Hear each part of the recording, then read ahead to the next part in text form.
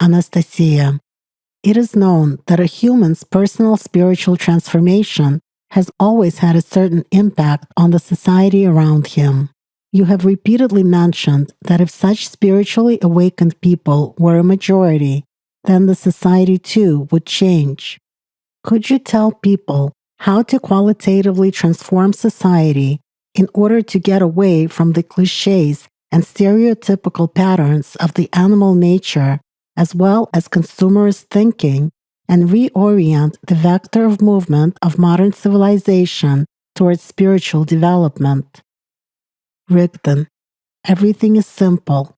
It is necessary to create conditions for a fundamentally new model of society, taking into consideration the dual nature of a human being, eliminating the smallest possibilities of manifestation of the animal nature's temptations in all spheres of the society. How to start building such a society? If the majority of people indeed have an intention to create a civilization that would live according to the spiritual principles, everything can be solved in a very simple way.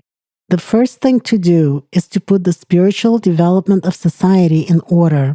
In a civilization that is oriented towards the spiritual vector, that is, claims a high level of development, there should be no fragmentation into different religions. Furthermore, there should be no religion as such as an institution of controlling the masses, and no intermediaries between God and a human. It should not have even a hint of such a phenomenon as a priesthood, no matter what they call the structure which creates religious systems and institutions of different religions in the world. There should be a desire and certain actions of society itself in creating life conditions for the spiritual development of the human personality as such, as a basic component of such a society. The dawn of mankind saw the beginnings of such an organization of people's lives, where more attention was paid to the spiritual life of community, while material problems were secondary. As a result of geographic and other causes, many groups of people who had the same spiritual grains of knowledge existed isolated from each other. Over time, because primordial knowledge got lost and the animal nature became more dominant in people, a division within groups began, and social inequality emerged. The emergence of the institution of priesthood and the establishment of different religions was based on the foundation of the initial spiritual grains of the knowledge. However, the system itself was built according to the material dominant. In fact, it is an attempt of the animal mind to completely dominate and control the conglomerate of intelligent matter it deems to be humanity with its unique source of power, life energy intended for spiritual purposes. Anastasia. That means that religion as a system serves the interests of the animal mind, although it attracts masses of people to itself, precisely because of the spiritual grains. Yes, if we look at all the variety of spiritual teachings, beliefs, and religions of the world's nations, while rejecting the husks of the priestly system and its concepts, presence of one and the same knowledge becomes obvious. How a person should adhere to the spiritual path and not fall for temptations of the material world. It's just that all these grains of knowledge are in fact about one and the same thing, but served in a variety of human interpretations. Rigdon. That is correct, and this knowledge is not a religion. That is why it can be found in different parts of the planet among different peoples with different beliefs. This knowledge contributes to the natural process of the spiritual development of a human, regardless of race, nationality, a region of residence, social status, and so on. But by using this knowledge, priests created their own religions, which are the fruit of the human mind. They came up with distinctive features and differences of one religion from another, only in order to have power over a large number of people.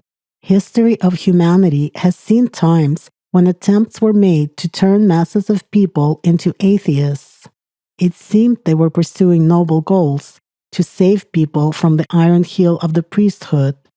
But the problem was that the animal nature still remained dominant in different spheres of society. So instead of a bright future, conditions were created in humanity for a worse form of the dominance of the animal mind's will to manifest in people's consciousness. The concepts of the soul and God as such were eliminated for new generations and replaced by the selfish I and material priorities in life. The result of such a treatment of mankind by the animal mind is evident. The materialistic worldview dominates in the world society, and the consciousness of most people has been enslaved by material behavior patterns and directives. Today, a person who believes in one God and prays for the salvation of his soul is unfortunately perceived by most people as a relic of the past, as a kind of an individual who has been alienated from society and whose consciousness is supposedly blinkered by a religion or a sect, even if he has nothing to do with these organizations. Why has such a negative attitude towards the main meaning of the human life, spiritual development, God, and the soul, gained such a foothold in today's society? Because the priorities of the animal mind are being promoted and glorified everywhere, and they orient society towards material values and consumerist principles. The minds of people are dominated by an attitude of saving and accumulating money, property, real estate, an unlimited right to preserve and pass them on by inheritance. A person narrow-mindedly sees the purpose of his life in this, thus attempting to get fame for himself, not only during life, but also to keep it after his death. This is a sort of an element of a substitution from the animal mind, so to speak, a substitute for immortality. Individual desires of the masses of people are reduced to an aspiration to possess something, have power in the material world, turn everything that surrounds them, including themselves, into their indivisible property. All this does not simply point at pathogenic signs of infection of society by the animal mind's attitudes, but also at the fact that humanity is coming to the edge of self-destruction. And unless urgent measures are taken now for its spiritual recovery, tomorrow may be too late, because destructive processes will have become irreversible. The most important thing is to realize that only a human himself can save both himself and society around him with his choice and his actions. Anastasia. Yes, those two age-old questions are, who is to blame and what do we do? Rigdon.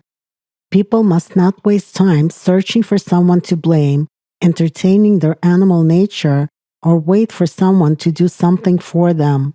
They themselves need to start acting and become a good example to others.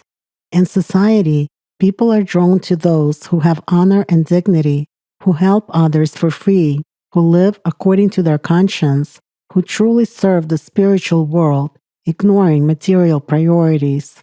That is the kind of person you need to be, first of all, improving yourself. In a civilized society with a spiritual vector of development, everyone from childhood should be able to ignore thoughts from the animal nature, understand their dual nature, their own energy structure, and its capabilities. A human must know that he is directly connected to the spiritual world, that there is one God, and there should be no intermediaries at all in communicating with him. This is a sacrament of the two, human and God.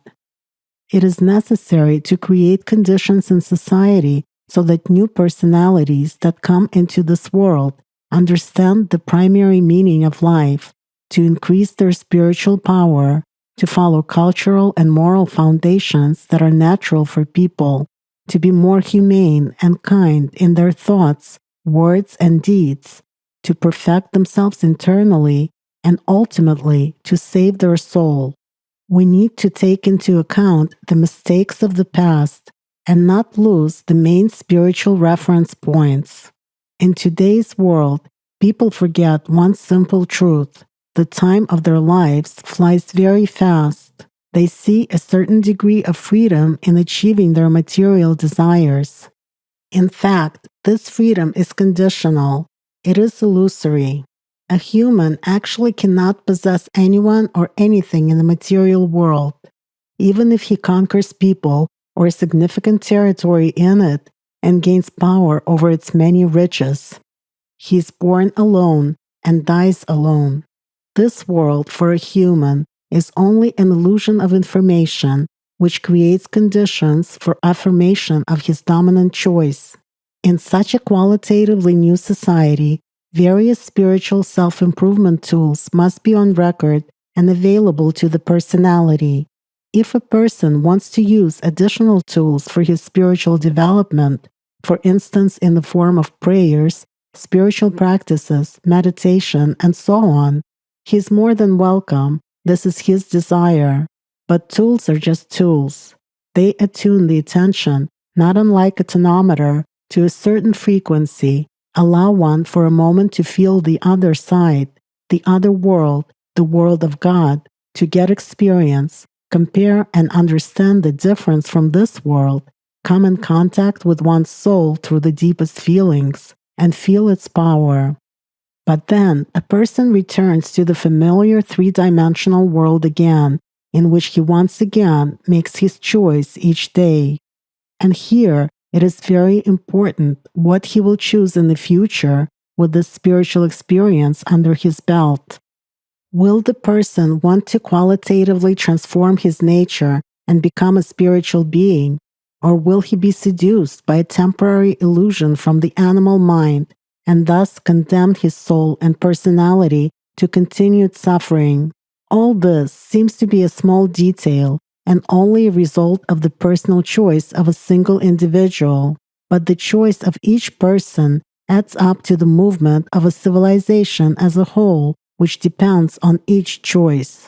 It all starts with the purity and sincerity of intentions of each individual in the society, his or her true inner choice, and a responsible approach to life, given its very limited term. In order to establish civilized order in society, and first and foremost in the spiritual aspect, it is necessary for the society to have as many as possible spiritually literate people. This refers to those who perfect and transform themselves spiritually, expanding their horizons of knowledge. At first stages, it is imperative for such people to join forces for the purpose of disseminating the knowledge in various spheres of society. It is necessary to create conditions for more enlightened and intellectually developed people in the world community in whom the spiritual nature dominates, who would have free access to the primordial knowledge for cognizing the world and themselves. Anastasia. In other words, to do everything possible so that the priorities based on the internal need to create and increase good became firmly established in society.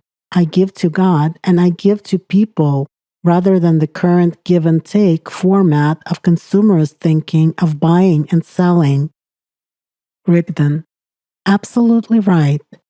So then, next it is necessary to abolish the very structure of priesthood, this mass of various religious hierarchies and armies of priests who perform sacrificial rites and who consider themselves to be intermediaries between people and God, no matter what he may be called in different religions, but in fact, who just live at the expense of the public.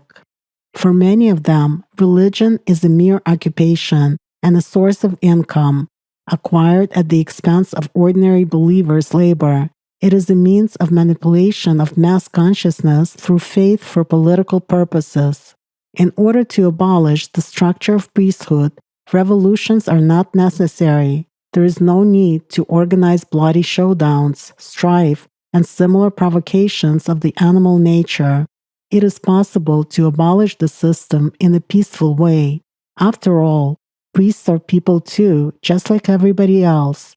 They also tend to make mistakes, just like any person. It is simply necessary to create such conditions for society in which the institution of priesthood disintegrates on its own as unnecessary. Then people who belong to it will find themselves in other professions which are more useful for society according to their real priorities and choices in life. Anastasia, how do we create such conditions? Rigdon, actually, it is not that difficult. People should simply stop sinning themselves by seducing priests with their alms. In the end, when this business ceases to bring them personal income, they will be forced to take off their priestly garments and go to work for the benefit of society, just like everyone else.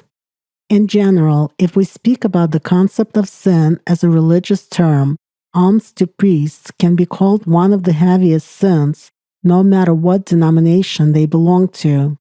Why?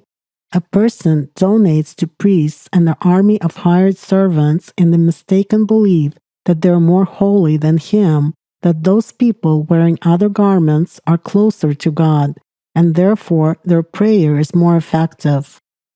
But priests are people just like the rest. They have not yet saved themselves and their soul, so how can they save others? At the same time, once again, the person should stop and think for whom this material sacrifice is made and for what purposes. So the material alms of believers are needed only by the army of priests.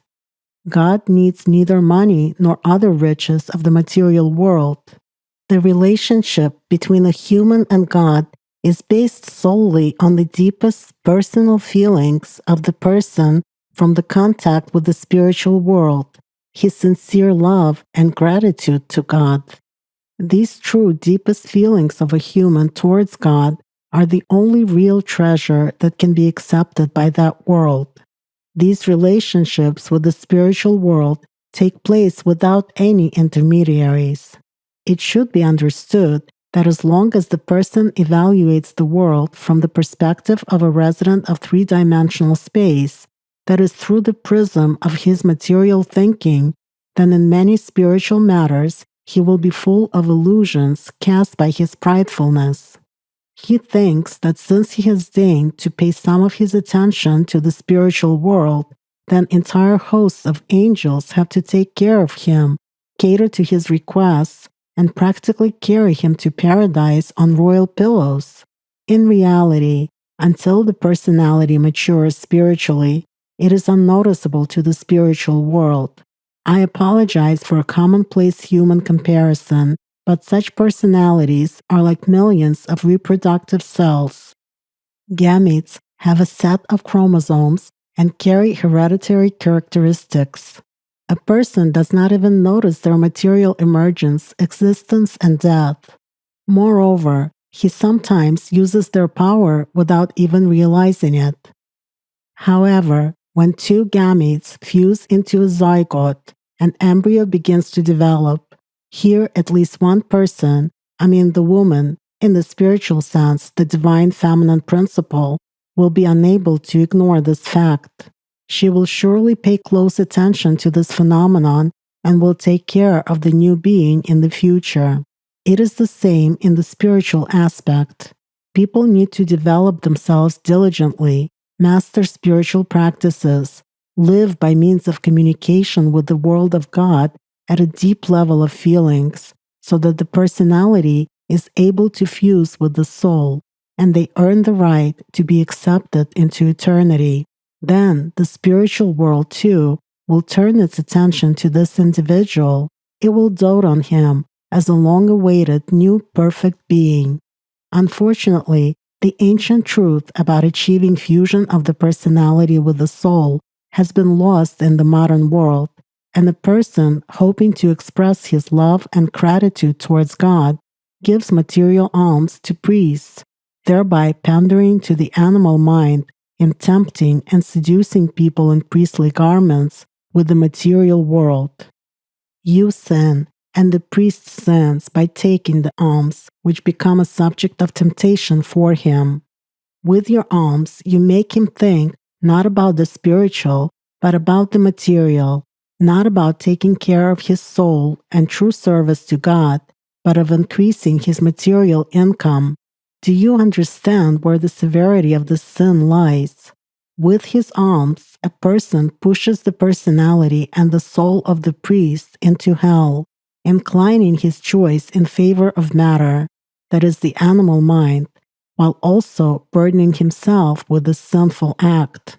This sin is even more terrible than killing the human body, because the body is a temporary garment, in fact ashes, while this sin is like a deadly poison for the soul, which deprives this personality of the chance to break through to eternal life.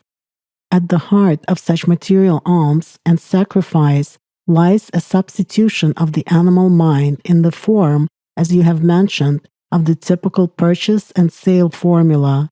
You scratch my back and I'll scratch yours. Belief in the possibility of a material buyout, a payoff for their sins, and an acquisition of new wealth in the future, from health to prosperity. Anastasia. Many people have just never stopped and thought about it.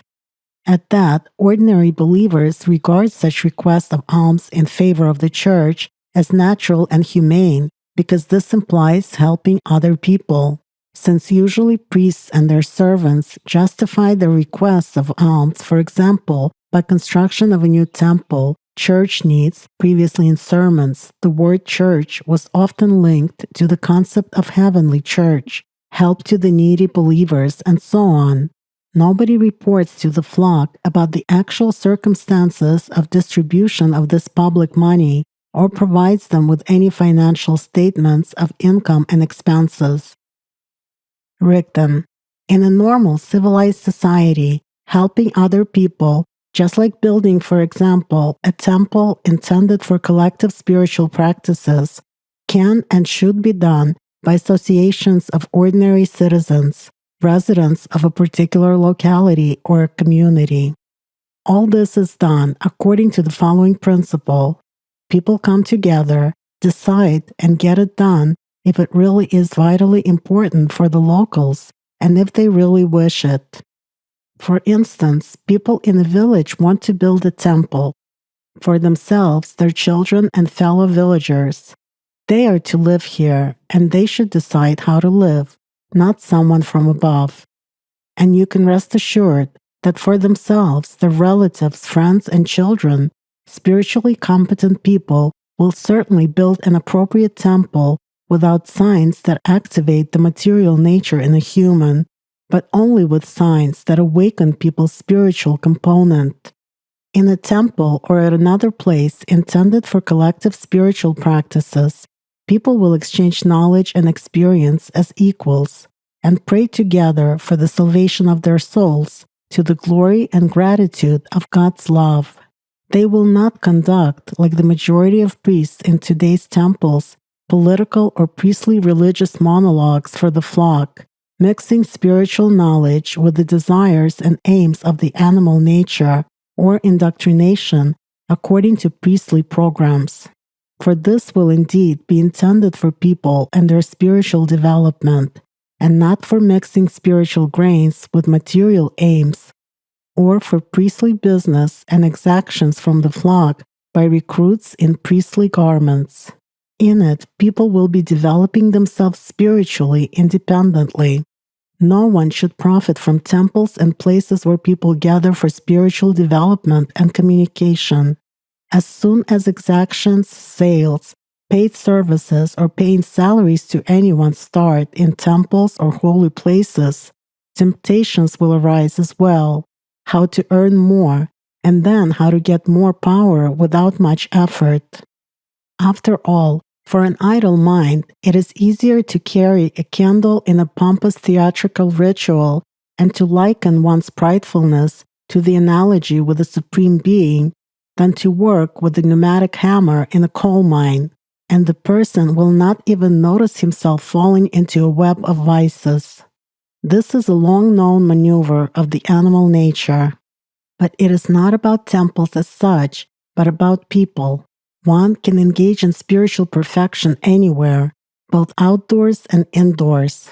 I have already recounted how in the ancient times people engaged in spiritual development in caves, and generations of people came there and learned spiritual practices by the signs and symbols painted on the rock walls by their ancestors. These caves still exist today. No one has been tempted by their material poverty, and spiritually literate people can use the spiritual values, the knowledge, even now. Priests of different religions, as far back as the ancient times, would build magnificent temples to perform their rituals, decorating them with gold and jewels, for example, in ancient Egypt, Babylon, ancient Greece, and so on. And where are those temples now? They have been replaced by ruins, and the gold has long been looted by the people who were tempted by such material treasures. It is a disgrace to tempt people with material things in the places where spiritual education takes place.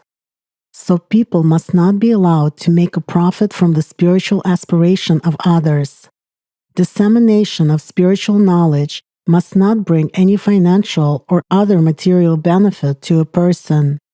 This is the only way it is possible to avoid material temptations. And then the person will do this with all of his heart and soul, with sincerity of his spiritual intentions. Anastasia. Yes, the problem of most believers is that by making donations to religions, people, in fact, in a way, buy their way out of the spiritual work on themselves, writing off the matters of their conscience onto priesthood. Instead of doing good themselves in the world, it is easier for them to give money to the servants of the altar, and the priesthood uses this with impunity. Rigdon. Unfortunately, this is so.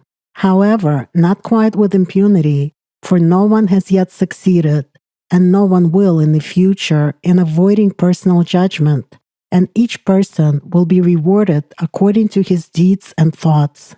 As for the people themselves who attempt to buy their way out of spiritual work at the expense of alms to priests, that is their mistake. In fact, this is self-deception, for no matter what material ransom a person has made up for himself, no one will do the spiritual work for him. It is not his money in the temple that is important, but his personal involvement in the constructive deeds of society and personal spiritual changes associated with this. As for donations in temples, it is enough for an intelligent person to look at the realities of today. Construction of churches in cities has been turned into business projects. What is taken into consideration is not quality but quantity, not how many people will truly be able to have exposure to the spiritual, but what economic profitability and political benefit it will bring. At that, every religious organization, especially in big cities, tries to grab for itself a piece of land closer to areas of mass gatherings of people in order to ensure the biggest influx of parishioners. The fragmentation of religion into sects and their strife with each other is just a fight for power, where the importance of a person is judged by his wallet, and power over ordinary believers is seen as political power over electorate. Everything is turned upside down, and it can only be set right when people in society become more competent in spiritual matters themselves, begin to expand their horizons of knowledge and outlook, do what they can to participate in the life of society, live with God inside, and do good and creative deeds. Then the need for commercial brokers between God and a human will cease to exist. Anastasia. In connection with this, another important question arises. In the priestly army, there are certainly people who have chosen to serve one or another religion with hope of spiritual liberation, without knowing the true state of affairs in the system before getting into it. However, even while in it and observing things that are not shown to the masses of believers, they haven't lost in this political dirt the purity of their faith and their sincere intentions to serve only God and not priestly clans. Once you said that the true spirituality of such, in fact, God's people, who unfortunately are very few in the whole world, is what holds up, like pillars, the glory of any mass religion or belief. If the system of religions is abolished as such, what should people do who are truly walking towards God while engaged in spiritual asceticism and at the same time sincerely helping other people for free?